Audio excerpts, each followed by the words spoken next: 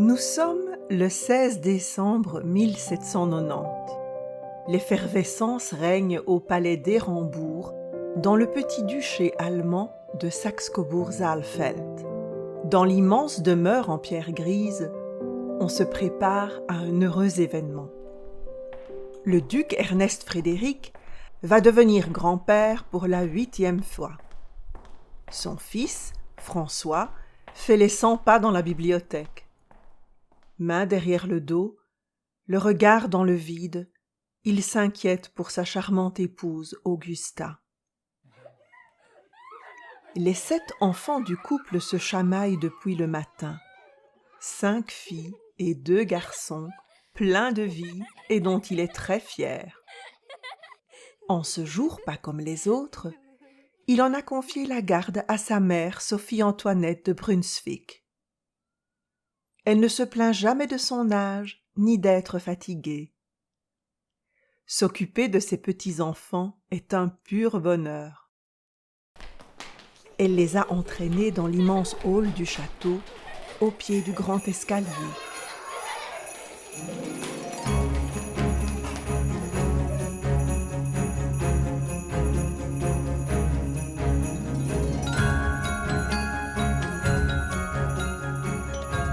Là se dresse déjà le majestueux sapin de Noël qui accueillera les hauts dignitaires du duché d'ici quelques jours. Les cris et les rires des enfants résonnent tellement qu'on penserait que la fête bat déjà son plein. Des guirlandes et des boules de verre colorées débordent de grandes caisses en bois. Sophie, Antoinette et Julienne s'appliquent à préparer de gros nœuds verts et rouges, tandis que leurs frères, Ernest et Ferdinand, jouent à Colin-Maillard dans les couloirs et galeries, frôlant dangereusement les serviteurs occupés au grand nettoyage. Victoire et Marianne, encore trop petites, sont à la nurserie. Qu'y a-t-il de si spécial aujourd'hui pour qu'ils soient dispensés de la leçon de mathématiques pour les aînés et du cours d'écriture pour les plus jeunes? Ils n'ont pas salué mère ce matin. Le médecin a refermé sur lui les portes en chaîne de la chambre parentale. Les servantes grimpent et descendent les escaliers, les bras chargés de draps et de brocs d'eau chaude. Voilà 3 heures déjà que François trépigne à vouloir rejoindre son épouse. Soudain, des coups frappés à la porte le délivrent de sa longue attente. Tout sourire, son valet lui annonce la nouvelle. Son 8e enfant vient de naître, en parfaite santé. Un 3e garçon.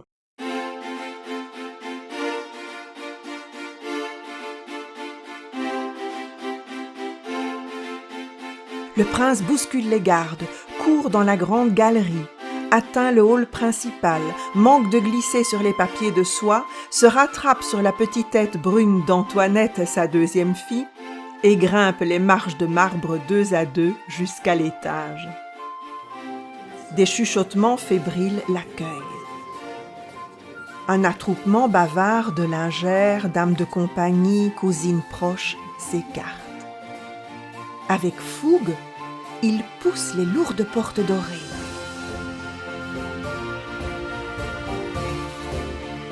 Elle est là, sa douce, sa tendre compagne, au visage rougi et un sourire fatigué aux lèvres, blotti dans un nuage d'oreillers. Le médecin le félicite. Les sages-femmes se retirent en le saluant. Son épouse est rayonnante. Il lui baise les mains, écarte une mèche sombre qui colle à son front, s'inquiète de sa santé. Augusta a les yeux qui sourient. Elle porte son regard à droite vers le berceau en bois sculpté, d'où sortent de petits gémissements. Un murmure qu'il connaît bien.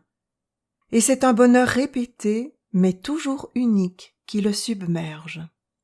Dans les draps de satin, sa progéniture pousse un soupir. Une main minuscule aux doigts effilés frotte sa bouche. quelle odeur délicieuse émane de ce petit nid. Le lendemain, sa nouvelle descendance sera baptisée Léopold, Georges, Chrétien, Frédéric de Saxe-Cobourg-Saalfeld.